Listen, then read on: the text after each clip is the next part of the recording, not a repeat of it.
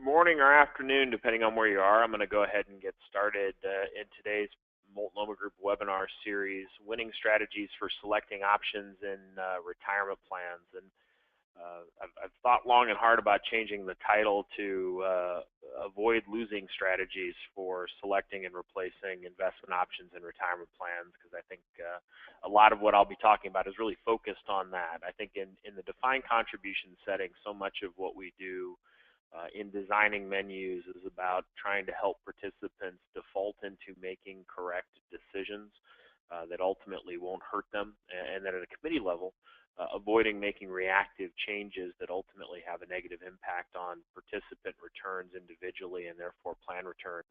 What makes for good investment policy statement, and do I even need one? It's a topic that's been written about fairly regularly in the media. What does an investment policy statement do? What role does it play in the selection and monitoring process? How do I select my investment options? How many investment options are too many? What's the best way to monitor investment suitability? When should I make a change? When's the right time to address that? And how should I communicate investment changes to participants? What's the best way to measure effectiveness, and what changes are we seeing in retirement plan investment options? And I'll cover all of those over the course of today's presentation.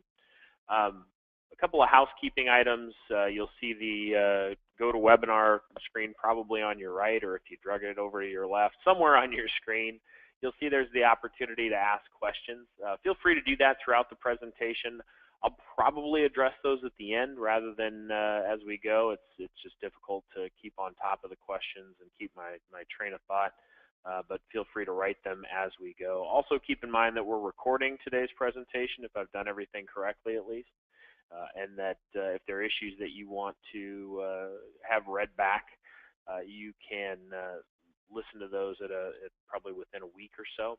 In addition, we'll be distributing a copy of the slides sometime after the presentation as well, so probably the next 2 to 3 days. There's my background. I'm managing principal of the Multnomah Group and work with a number of our clients, specifically on the tax-exempt side. Let me start with the retirement plan kind of selection and monitoring process as we see it and witness it in our day-to-day lives. I mean, it really starts with, at any organization, developing a good fiduciary governance program. Who's charged with making decisions on behalf of the plan? Then after you've come up with that group of individuals, ultimately you got to take a look at your employee demographics. What type of population do you have? What's their age? How successful have they been in saving for retirement? Are they ahead of schedule, behind schedule? And how will that impact ultimately the types of investments you may offer? You have to create some actual objectives for the plan. So what are the ultimate objectives that would determine how you go about making decisions about the next step, which is deciding an investment menu structure? So when you have that investment menu structure, a big piece of it is what types of asset classes are you going to make available?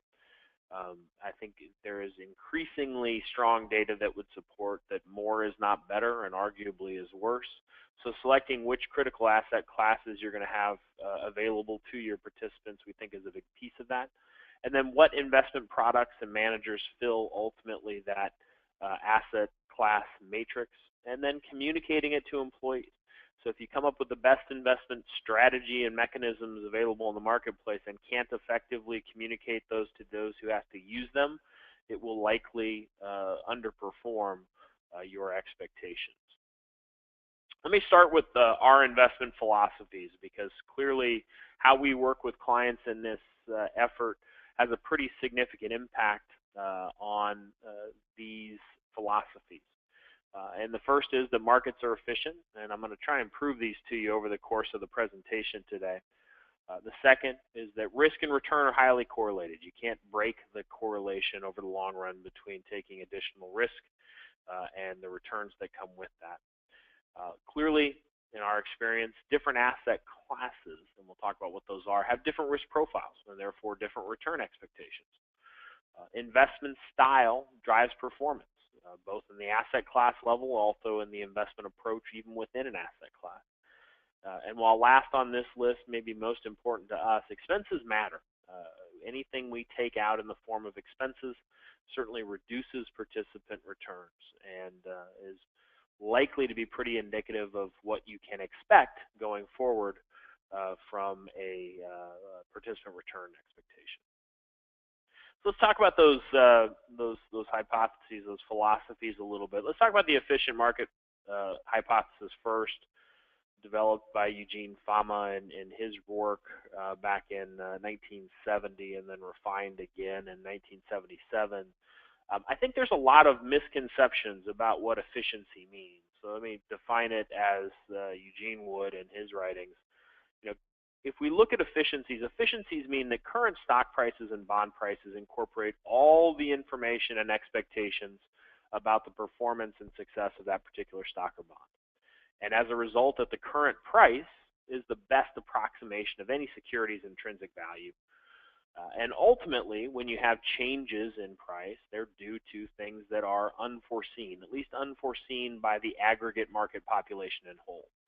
And that mispricings occur all the time, and there's been more than adequate writings on mispricings in markets. The problem with mispricings is ultimately that they don't come in predictable patterns, and therefore don't give investors an opportunity to somehow profit on these mispricings.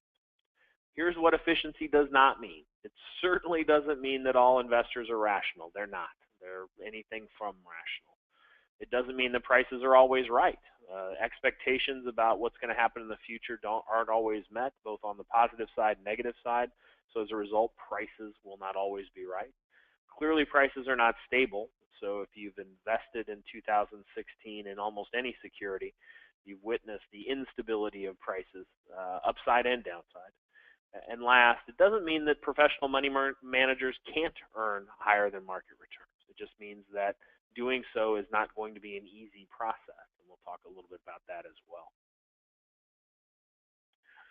Let me get to the risk and return are highly correlated. When we talk about risk generally, we traditionally use standard deviation as being a pretty good measure of price volatility or market volatility. The higher the standard deviation, the higher the quote-unquote risk. Ultimately, the higher the standard deviation, typically over long periods of time, the higher the return. So if you've been investing ever or been in a committee meeting, you've probably seen a graph similar to this one that looks at market prices and returns going back from 1926 all the way out to 2014, and the differences between the returns of small cap securities that have higher standard deviation volatility than large cap. The higher returns of large cap than the bond market, the higher returns of the bond market than the T-bill market, and the higher returns of even the T-bill market than the inflation measures. And I think that what's happened in defined contribution menu construction is a massive proliferation of investments to try and cover every specific asset class and provide participants every opportunity for every specific chunk of the market and its particular standard deviation cycle. In some of the other good work by Roger Ibbotson, we can take a look at the importance of asset allocation versus active management. So if you look back, and this is their work in 2010, and try and define what is going to impact how well or poorly a participant does in their return allocation, the vast majority of that's going to be driven by the market as a whole. So as you as a participant in 2016, when the equity markets have been down, if you have equity market exposure, your returns are very likely going to be down. Trying to avoid losses in general down market performance is very difficult, and as a result, the general market performance is going to explain about 75% of your specific performance as an individual. Beyond that, your specific asset allocation is going to define another 12%. So if you've been buying for the last 5 years international stocks versus domestic stocks, you're going to have a lower return over that 5-year period, and about 12% of your return, positive and negative, is going to be driven by decisions like your specific asset allocation. Then the last 13 is active management. It's important to point out that these returns are not always cumulative. As I pointed out with international equities previously, specific asset allocation to international versus domestic would be one that hurts your return. 12% of your returns would be explained by that underperformance, but it's going to hurt your return. And the same can be true of active management. So some active managers over some periods of time may outperform the market as a whole, and 13% of your return could be attributed to that outperformance. Conversely, you could be in an environment where your specific managers have underperformed their specific asset allocation in the market as a whole, and while 13% of those returns would be explained by that underperformance, your return would lag the general market performance in that circumstance. And then expenses matter. And expenses clearly matter. So if you have a 10% market return and you pay 2% of that out in fees, then ultimately you as an investor have achieved only an 8% net return. But importantly, if you look at the data, some of the data would indicate that returns are more impacted by cost than even the factor of the cost itself. So this looks at one-year returns for the 12 months ended March 8th of 2015. The expense ratios on the bottom. If you had an expense ratio of under 0.25, your median one-year return was 9.2%. If you had an expense of 1.75 to 1.99, your median return for those particular investment products was 3.3%. So if you wanted to look at one particular indicator of future performance, the best indicator of future performance is typically cost, because cost has a direct metric allocation on returns in a negative direction, but also has proven to be relatively significant in predictive value in data like this.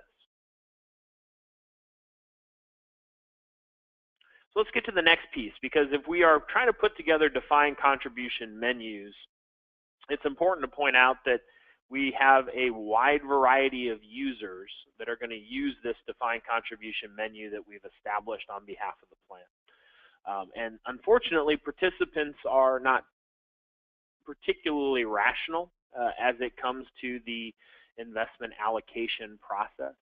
And that has to be informative to ultimately our menu construction, because again, putting together good menus that cannot be used well by participants does not improve their returns or the success of the plan. So while ultimately markets are efficient, and hopefully we've got you to buy into that, participants are massively inefficient. And while risk and return are highly correlated, participants traditionally fear risk far, far more than they value return, and fear short-term risk far more than they value long-term returns. Investment style drives performance, but you have to counterbalance that with the fact that participants have tremendously low financial literacy. And while I would like to think that we could educate them to higher literacy, I think that ultimately by the time they become participants in our defined contribution plans, our ability to change materially financial literacy, unfortunately, is relatively limited. We have limited access to their time and in some cases limited access to their interest. And expenses matter. And despite the fact that we agree that expenses matter, participants have a tremendously low understanding of how expenses work, and in many cases will pay nearly anything to get assistance in an area where they feel discomfort. And certainly financial allocation in markets is an area of tremendous discomfort for most participants. So let me see if I can get you to buy into how inefficient and wacky participants are. This is the famous Dalmar study for data ended December 31st, 2014. So it's the Dalmar 2015 quantitative analysis of investor behavior. And what it does is looked at over the last 30 years, so January 1st of 84 through December 31st of 2014, average returns. So the average equity investor achieved a 3.79% return over that period. And the S&P 500 index over that same period was up 11%. The average bond investor was up less than 1% in that 30-year period per year. The Barclays Ag Bond Index, in a period that's been generally declining interest rates, was actually up 7.36% a year. And inflation was roughly 2.7%. So you can see an equity investor barely outperformed inflation, and a fixed income investor underperformed inflation. And clearly that's not the impact of expenses. As expensive as some investment products are, they're certainly not 7% expensive or 6% or even 5% expensive. It's that Participants make bad decisions about allocating. They exit markets at inopportune times. They avoid risky allocations over the long run in favor of preservation of capital in the short run. And that has a significant negative impact on their ability to be successful in accumulating retirement savings. And participants are wacky, and committees are frankly no better. So there was some really good data from 2008 that looked at the decisions ultimately that retirement plan committees made about investment selection. And this takes a look at investment products that were added and then removed after a particular point in time. So you've got Fund X in your investment menu. It is underperforming, and you decide today to replace it with Fund Y. This is the evaluation of Fund Y. On average, Fund Y had significant outperformance 3 years, 2 years, and 1 year prior to getting swapped into new investment menus. Immediately after that getting swapped into new investment menus, it actually underperformed its benchmark index on a 1 year, a 2 year, and a 3 year basis. So how is it that committees that are often helped by investment consultants and have the most engaged and sophisticated of our participant populations helping make good investment decisions, why is this having a negative impact on returns?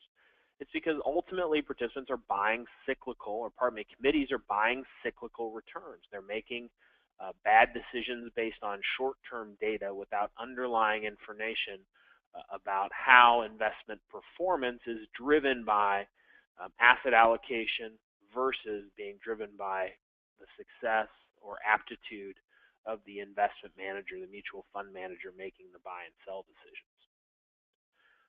One of the examples we like to look at, Hotchkiss Wiley Mid-Cap Value Fund, a mid-cap value fund that started getting added to investment menus pretty periodically in 2003, 2004, 2005.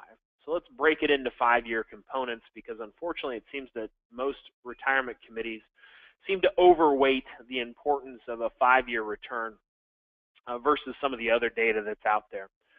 If you look at the 5-year return, this takes a look at the cumulative excess returns to the benchmark index over a 5-year period. And you can look by Mayo 4, May 99 to Mayo 4, this particular fund had outperformed its benchmark index, almost doubled the return. It was about 90% better than the return of the bench itself. So significant excess performance. All of a sudden, Hotchkiss & Wiley mid-cap value starts getting added to new menus to replace existing mid-cap value products that had less equity exposure and more conservative equity exposure within that portfolio. So what happened from Mayo 4 to May 9? Well, we had the 2008 market correction, and this aggressive mid-cap value for fund underperformed, and underperformed pretty dramatically. If you go from Mayo 4 to Mayo 9, ultimately at its worst, it had underperformed its benchmark index by a return that was a good 30 to 40% less than the return, or in this case, because returns have been negative, was actually worse by 40% than the return of the benchmark index itself. So now you've got 5-year return numbers that are in the bottom half of their peer group and that trail their benchmark index pretty significantly. And many of the investment policy statements we see are driven by policies that say, if you've underperformed your bench for 3 consecutive quarters on both a 3-year and a 5-year basis, that after the first quarter you go on watch list, and after 2 more quarters, if you don't get better, you're going to get replaced.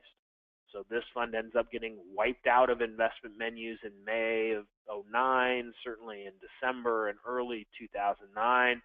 And what happened thereafter? May 2009 to May 14, it's now outperforming its benchmark index by a full 60%. So why is it that, again, committees are making such bad decisions? It's ultimately they're mismanaging the selection and review process. They view investment managers the way they would employees. So the employee doesn't show up, he's late for work on 3 consecutive days. You write them up and say, hey, you're on an improvement plan. If you're not at work on time, getting your work completed in an accurate and timely manner, we're going to have to let you go. And then they wait their 6-month personal improvement plan, and that either gets better and they come off of the personal improvement plan, or it doesn't and they get fired.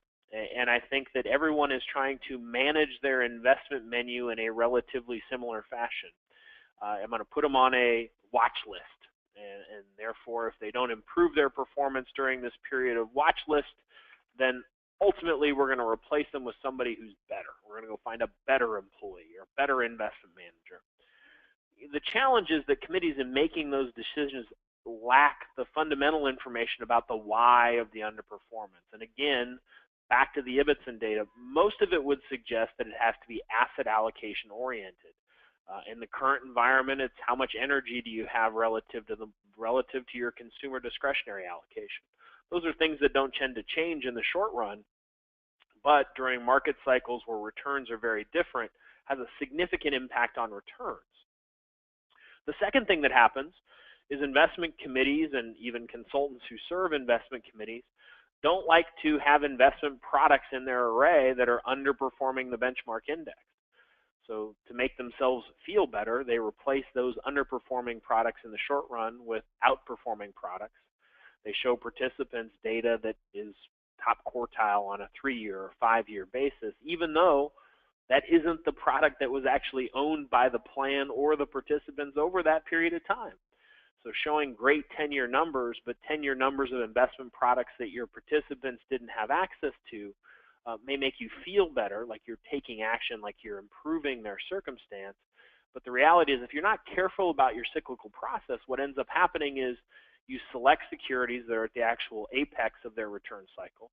You replace them at the nadir, and you do that cyclically to generate systemic underperformance. So even a participant who is consistent in asset allocation, isn't chasing markets, is now underperforming a benchmark index because of the buy and sell patterns, not of their own choosing, but those that are being chosen by the retirement plan committee who's charged with preserving their capital value and improving their potential outcomes. And the last piece is participants fear risk far more than they value return, unfortunately, and the impact of that fear is dramatic. If you take a look at the 2008-2000 market decline, March 9th of 2009 was the low point, at least as measured by the Dow Jones Industrial Index. It had fallen in the first quarter dramatically in total negative return. You're looking at the negative return of 1.1 to 3.9 for the Dow Jones was off 25%, and that doesn't include the late 2008 negative return numbers that came along with it. So participants, understandably and certainly fearful of what was happening at the time, begin exiting equities. The outflow data is material about how participants left stocks in favor of bonds and in many cases cash. But then on March 10th of 2009, the Dow Jones Industrial Average rose 5.8%. And at that point, investors started to come back, certainly slowly, but started to come back to the markets as a whole. The challenge is in missing out on those early returns, in this case just a day's worth of missed returns. March 10th, that 5.8% return, doesn't mean that your long-term return is less by 5.8%. Because of the compound returns, it actually has a much, much more significant impact. And here you can see the tremendous difference in data. Dow Jones Industrial Average, your return was cut dramatically had you have missed just that single trading day in March when, frankly, no one anticipated positive market, but was the start of what's been ultimately about a 7-year rally in equities up until the early part of 2016.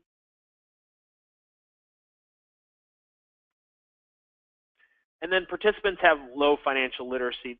I may not have to convince you of this, but it is tremendously impactful to think about how you construct your retirement plans, because we have a tendency as committees and as practitioners to try and put together the most sophisticated investment menu that is intellectually impressive to ourselves and to those who understand markets, but the majority of our participants don't have that knowledge and may not value that level of sophistication the way some might. If you look at a number of studies, there was data that would support that a considerable portion of the population was unsure as to whether equities were the best long-term asset class from a performance perspective. Northwestern Mutual study, only 32% of participants could accurately define the term index fund. In a FINRA study, 52% correctly answered false to the following question, that buying a single company stocks provides a safer return than in a stock mutual fund, which is diversified.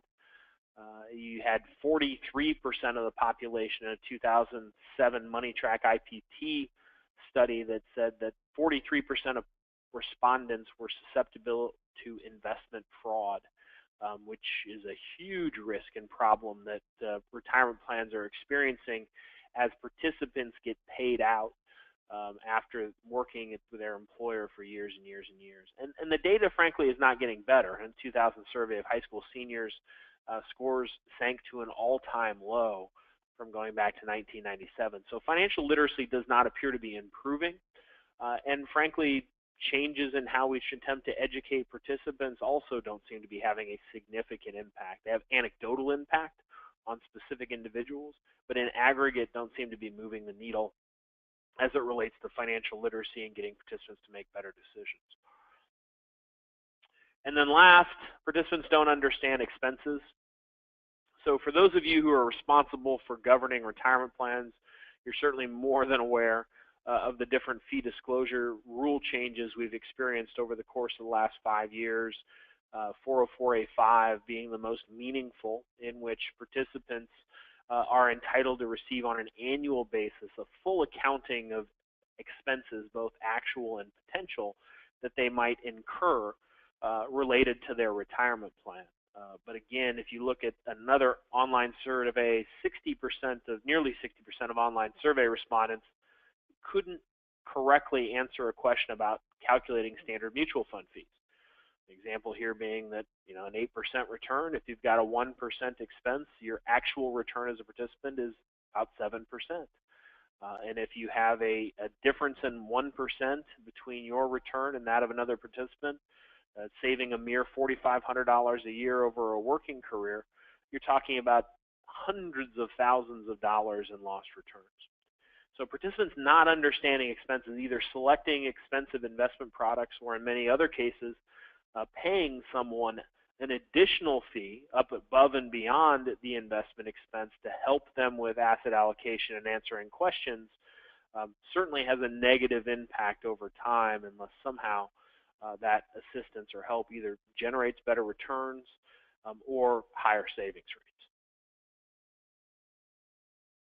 So what really matters when it comes down to retirement plans, because we spend a lot of time at committee level reviewing investment products and relative performance for the trust as a whole and individual investment products.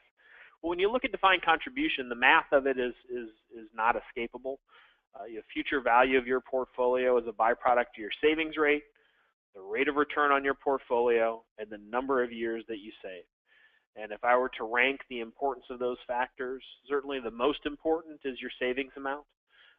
You cannot return your way out of inadequate savings over any period of time. The second is number of years. Again, you can't rate of return your way out of working a full career in a defined contribution setting, at least most defined contribution settings, to develop your adequate retirement savings platform. And I think the least important of those, frankly, is rate of return, especially if we believe the data that would support from Ibbotson that says 75% of our rate of return is going to be determined by the general market conditions, which are outside the bounds of control of your committee and certainly the participant as well. So that's a lot of prequel to how do we go about, given those constraints, both market constraints and participant constraints, how do we go about selecting investment portfolios? And maybe I should have added to the things that guide us from a consulting perspective is ultimately what is our objective. When I look at our objective, our concern as investment consultants to retirement plans is assisting the bottom 3 quartiles of the population in making better decisions and achieving better outcomes and better returns. I worry very little about the top quartile based on compensation or financial literacy, because ultimately they're going to have more resources, more time, and more ability to make better decisions. How effectively we assist and support those bottom three quartiles, though, I think is really indicative of the strength of our retirement plans as a whole. One of the things we have to keep in mind when we're worried about that 3/4 of the population is that if we can't get them to save some portion of their compensation in addition to whatever they may receive from you as the employer, that we're going to have zero success in preparing them for retirement, regardless of how good or bad our investment portfolio can be. This is a good study from retirement plans and that looked at the savings rate and how the savings rate was impacted by the number of investment products offered. And what has been relatively true in most behavioral finance studies, whether they were related to finances or whether they were related to purchasing jams, is the more choices we give participants, the less likely they are to engage in the process, or the more likely they are to defer making decisions in the process. The result of not engaging and or deferring is that they save and participate at lower rates. So what this particular data supported was, as the number of investment options increased, the participation rate, those participation in this case meaning the number or percentage of participants electing to defer their own compensation into the 401k plan, actually declined. And again, I think that's consistent with studies that have said, hey, if I go to the store that's got 12 jams, I might buy some jam. If I go to the store that has 27,000 jams, I'm overwhelmed and I don't buy any jam. And really what we want participants to do is buy jam. And in this case, buying jam is deferring into a defined contribution plan and starting down the path of saving for retirement. And the longer they delay that, it is really, really clear in looking obviously at any of the compound return data that each year they defer is more and more costly towards their ultimate retirement success.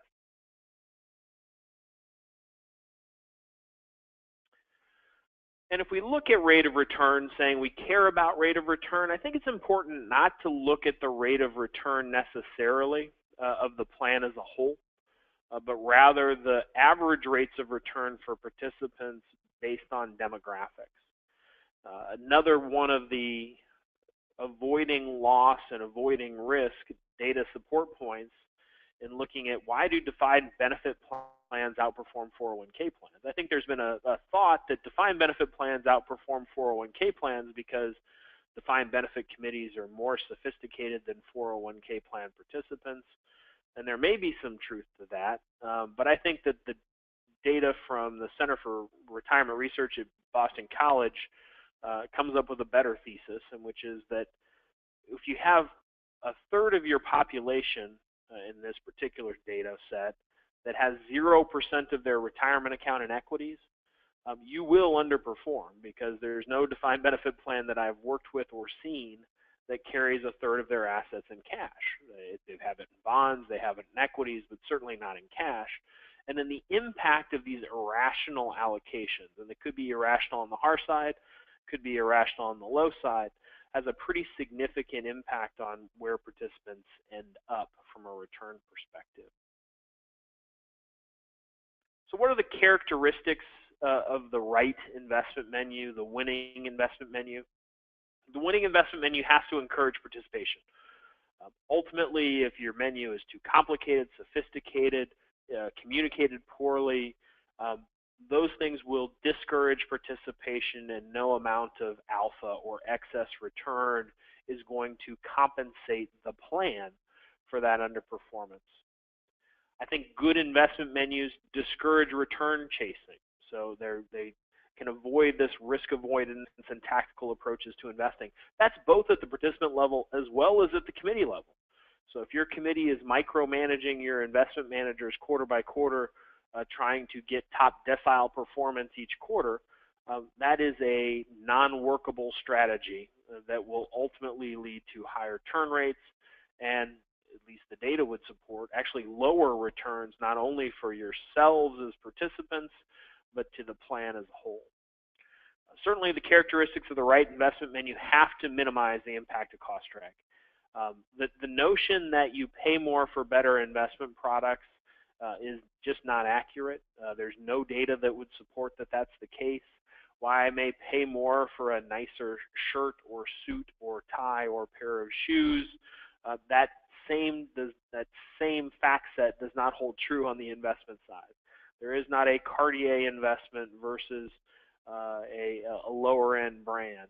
On the investment side, really each dollar that is charged is less return, and you compound that lower return over long periods of time. And I tell committees regularly, if you don't work with an investment consultant, don't have a strategy, and you have to pick between Fund A and Fund B, the best way that you could do that is likely to pick the one with the lower expense ratio. Knowing no other data points, that's your best opportunity going forward. Certainly the characteristics of the right investment menu are easy to understand for your least sophisticated participants. That 3/4 of the population that I'm talking about, if given the time we can't explain that adequately to that population, then we need to make it even simpler than it is. And the last, it allows the sponsor to focus their limited time and resources on high impact, high risk elements of plan management, operations, enrollment, increasing deferral rates, increasing retirement readiness. If at your committee you spend all of your time doing relative performance and none of your time worried about those other aspects of successful implementation strategies and plan operations strategies, you're missing out on a huge opportunity to actually improve the retirement plan in a meaningful way that you have control over. At the end of the day, committees have no control over whether the investment decisions made with open eyes and clean hearts lead to better returns. However, they do have a number of steps and things they can do to increase participation rates, increase savings rates, and therefore generate better retirement outcomes. So once you get to that right investment menu, we have to get down to the work of selecting the right types of investment products. And clearly a big piece of that is defining the investment universe. And I'll talk about the ways we define the investment universe versus others. I think there are limitations on the way that most providers are trying to characterize investments in the marketplace. But once you've defined that investment universe, there is a tremendous amount of quantitative analysis that goes into investment selection. I think that statistically there is an unlimited number of data points, all of which are really, really good at telling you what happened yesterday or 3 years ago or 5 years ago. Very few of which are very reliable in creating any predictive elements of future performance. But there are certain things that you can evaluate from a quantitative perspective, and one of them is, well, how pure to a particular investment approach have they been over long periods of time? How consistent have they applied that discipline over the management tenure? Certainly expenses, both implicit and explicit expenses, all can come from that type of quantitative analysis. Certainly looking at manager tenure. If you're looking at investment products are nothing more than NASCARs, and they ultimately have been kind of reduced to a point where the differences are how they are managed by a driver, not ultimately the name and what logo stickers are on the side of the car. You statistically can look at diversification measures. How well does the manager diversify their portfolio to try and minimize or at least mitigate risk? There are a number of good historical manager skill measures, whether you're looking at alpha or some kind of controlled alpha. How effectively has the manager generated better than or worse than market returns over long periods of time? And then how consistently have they done that? All of those things, including risk, can be measured on a quantitative basis.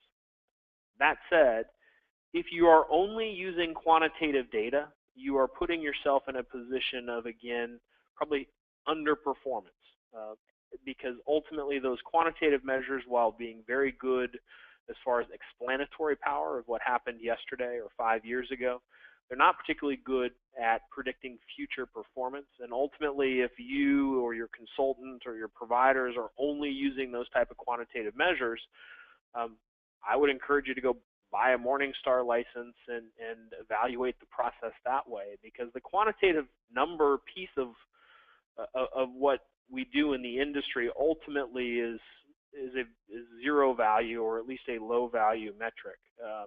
Those quantitative measures, while interesting, are all commoditized data points that you can get nearly anywhere. I think the qualitative element of due diligence and the definition of the investment universe is where clearly the opportunity comes for better plan sponsors to make better decisions and hopefully generate better outcomes. Looking at investment philosophy and process, you have a better understanding of why managers will in certain periods of time outperform and in other cases underperform.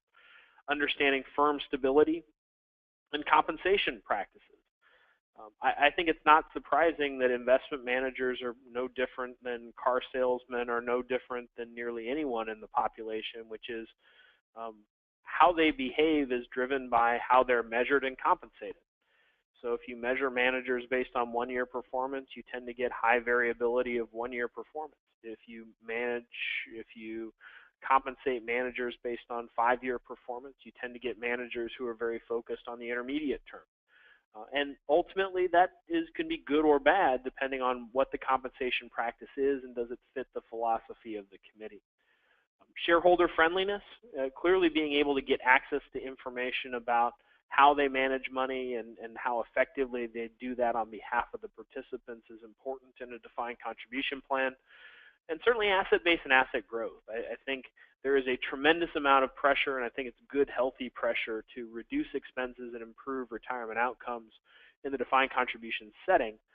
A lot of that is driven by asset growth. You need to have investment managers who reduce expenses consistent with the success of their asset growth, so that those savings can be passed along to participants in reduced expenses and, as a result, higher returns.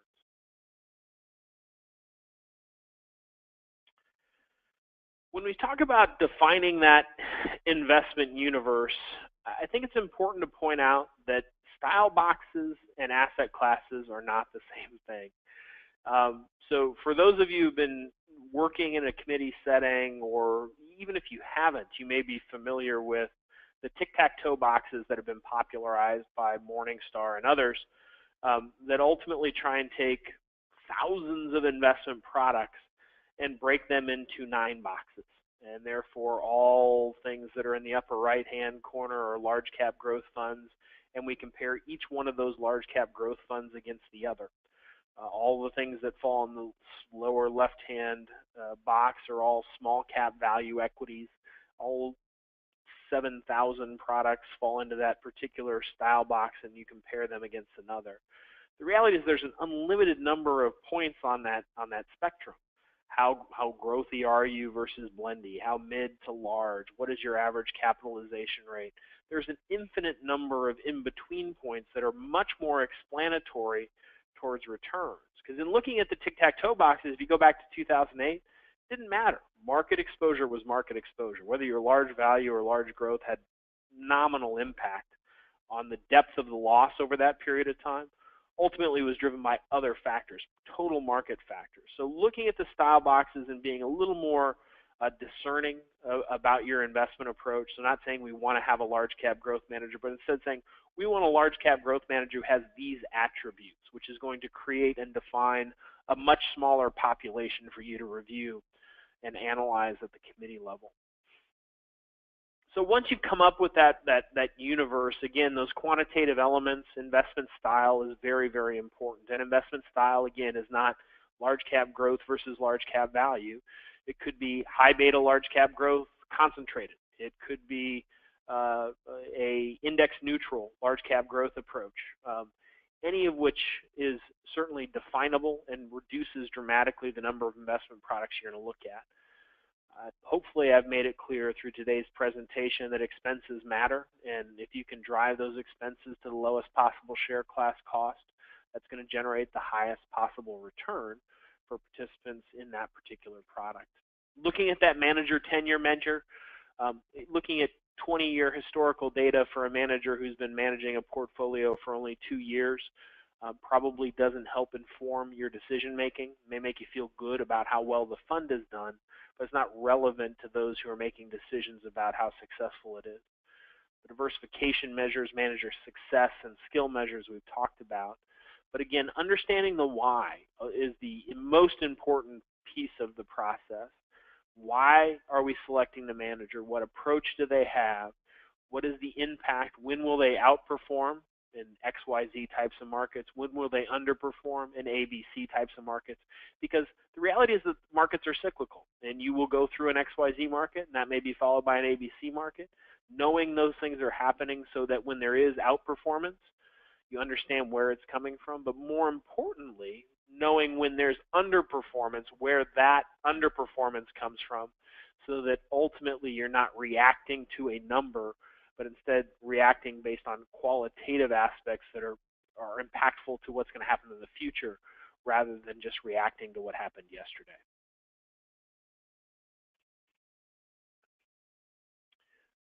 Once you have your menu populated, it's important to know that investment changes should be rare. Everybody talks about the various companies that had the culture of you're either a 1, a 2, or a 3. The 1s get raises, the 2s get their compensation neutral, and the 3s all get fired, right? That is not how you should manage your investment menu. In our experience, typically less than 10% of investment managers need to be changed on an annual basis. And when they get changed, it should not be because of investment performance or relative return to a benchmark or peers. When we see changes in the investment menu, they tend to be changes in the regulatory environment. So those who are paying attention to what's happening on the money market side certainly are going to be impacted and are probably making changes to their portfolio, either to utilize government money funds, perhaps to get out of money markets entirely and into stable value or fixed annuities. So regulatory changes can lead to changes in investment menu.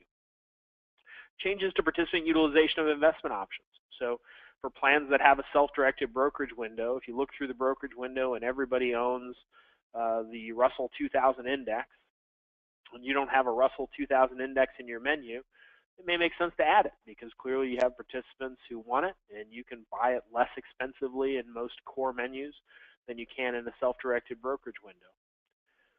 Changes to the team managing the investment product. This is probably the most common change. In some cases, when you have a manager change, you go from a very experienced manager to someone who also has experience and a measurable track record of success or failure that would help you or help inform your decision making. In some cases they don't, and then committees have to react to how much comfort they have in those types of changes. Certainly changes to the objective of the investment product. I think if we define a universe, and the universe is we want to have a high beta concentrated large cap growth manager, and the objective changes to be a low beta index neutral large cap growth manager, we may want to change. We had an investment philosophy, an approach that we wanted to take at the committee level. And these types of changes arrest our ability to pursue that type of approach consistently. And one of the things that, while it's not directly the return relative an index or a benchmark or peers, but can be indicative of challenges there, are changes in the amount of assets being managed by the investment provider. So we have seen repetitively periods where a manager may underperform, and ultimately short-term shareholders begin exiting the position, and you have essentially redemptions in a mutual fund setting where the portfolio manager is having to sell stocks to make cash to pay the distributions. In the long run, it's difficult to manage a portfolio that is getting smaller each day, especially if it's getting smaller in large chunks. Most portfolio managers are of the business of trying to find good long-term strategies, buy them, and hold them for long periods of time. If you're asking them repetitively to have to sell stocks in an environment where they don't want to, that tends to mean they hold more cash, and cash has a negative impact on returns in most markets. But it becomes more and more difficult to take a long-term approach to management. Conversely, funds that do excessively well, like a Hotchkiss and Wiley mid-cap value, to my earlier point, tend to take on assets relatively quickly. And similarly, managing a product that's 4 times the size of what you're accustomed to as a portfolio manager can also be challenging. May mean you have to own more stocks, may mean you have less conviction over the stocks you hold. All of those things should be impactful as you go about your monitoring process. Again, what should not be impactful? Past performance. Obviously, most committees want to look at good relative performance to a benchmark index when adding an investment menu. But if you look at 190 funds from 96 to 2000 within the large cap space, in the top quartile from a performance perspective, in the following 5-year period, 2001 to 2005, only 35% of them stayed in the top quartile. And then if you roll that forward another 5-year period from 2006 to 2010, only 25% of the 35 ultimately stayed in that top quartile. It got down to less than 10 funds. So looking at past performance as somehow being indicative of what's going to happen, especially short-term past performance on a 5-year basis, which 5 years is incredibly short. We look at the last 5-year period and how strong markets have been and how different that was than the 2007, or let's call it the 2004 through 2009 period. 5 years is relatively short and becoming even shorter in an investment parlance. Looking at longer term periods of time is, I think, much more informative, not predictive, but informative about the types of managers you may be choosing to work with. And then communicating investment changes. I think it's important as we communicate with participants to separate what is required from what is useful. So the Department of Labor, Securities and Exchange Commission, the Internal Revenue Service, and every other potential agency out there has a number of things that we are required to communicate to participants. And a number of which, when drafted by providers, contain 4 pages of legal disclosures about where the data comes from and how it can't be used for other purposes. Very little of it is useful or relevant to participants. So being able to separate data that is useful and will help them make decisions from data that they can throw away or will likely throw away, whether we want them to or not, I think is critical. Informing them about what's happening. I think we've had some clients removing money market, and that requires a number of disclosures, but there also had communications that have said, hey, you may not realize that a change in the regulations taking place in October of 2016 will likely impact returns. And if you continue to hold money market, that the likelihood of generating returns that are consistent with inflation is very low. Do you want some assistance in reviewing other strategies? Communicate clearly the why. So in that case, why? Well, because we want you to do well. We want you to be able to retire. And if you hold all of your money in money market, that's going to be very difficult, potentially impossible, depending on your income level and savings rates. Make no promises. Clearly, as committees, you make the best decisions. You really want to document those decisions well. But there is no certainty in the decisions we make. What happens in the markets is, again, outside the bounds of control, and be fearful of anybody who says they do have control or know definitively what's going to happen in markets, because in our experience, that has led to bad outcomes.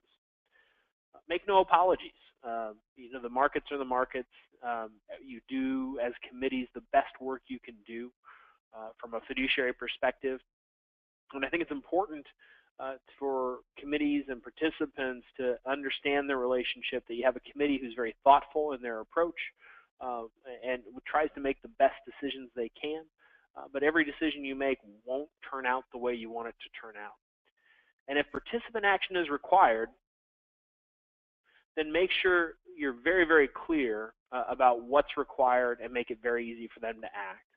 1-page checkboxes to get enrolled, a signature to get enrolled at 5%, a checkbox to opt into an auto increase program, a checkbox to have your account defaulted to the QDIA for the plan. The easier you make the process, the more likely it is participants will engage in it. And then last, the fundamentals of a good investment governance.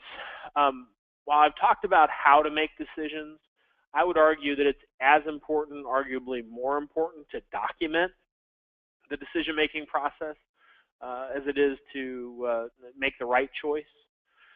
Investment policy statements should be process documents and objectives documents. If you've got an investment policy statement that says we're going to put a fund on the watch list and it does X, Y, or Z, and we're going to replace it if it doesn't correct X, Y, and Z over some period of time, that's a bad policy statement, and it will trap you into making bad decisions at bad times in the future. Spend as much time as is required getting your menu objectives right, because without having the right menu objectives, what products you select is really irrelevant. Never use investment products that you or your participants don't understand. If you don't understand it, don't use it. If it takes you 12 months to get comfort level with it, take the 12 months required to get a comfort level with it. You never want to be, from a committee perspective, in a situation where you're standing in front of a plaintiff's attorney saying you didn't understand how the product worked. I think that is a very bad position to be in. Investment changes really should reflect changes in fundamental factors, not in relative performance. Relative performance comes and goes. These fundamental factors should last much longer and therefore benefit participants with continuity, which I think is really, really important. And keep in mind that participant returns matter.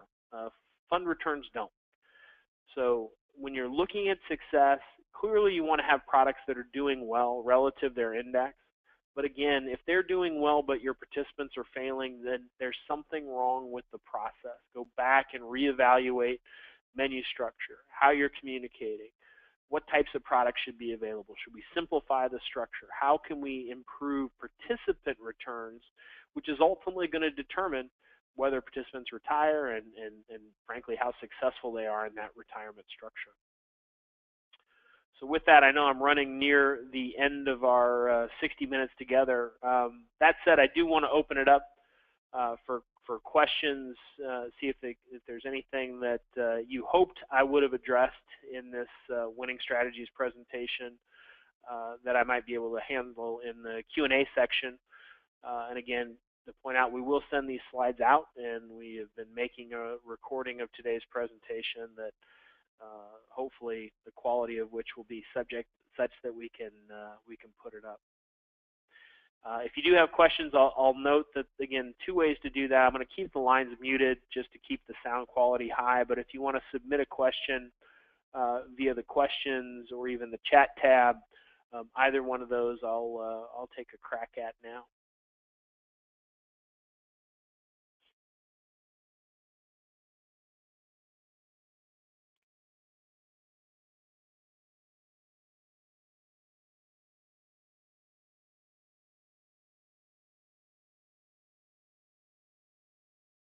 Keep it open for one more minute to give everybody a chance to type super duper long questions.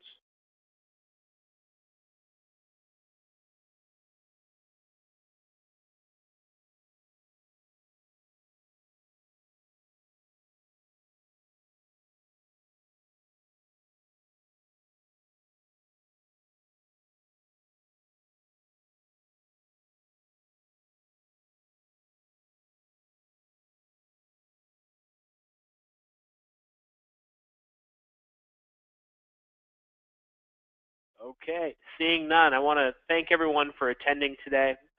Look forward to speaking with you. If there are questions that pop up after today's presentation, please feel free to just give me a call, send me an email. I'm always happy to clarify things that I said that either didn't make sense at the time or I may have uttered inaccurately. So again, if you have questions, feel free to pass those along. Always happy to take those, and I'll try and get back to you as quickly as is humanly possible. Hope you have a great day, and thanks for attending.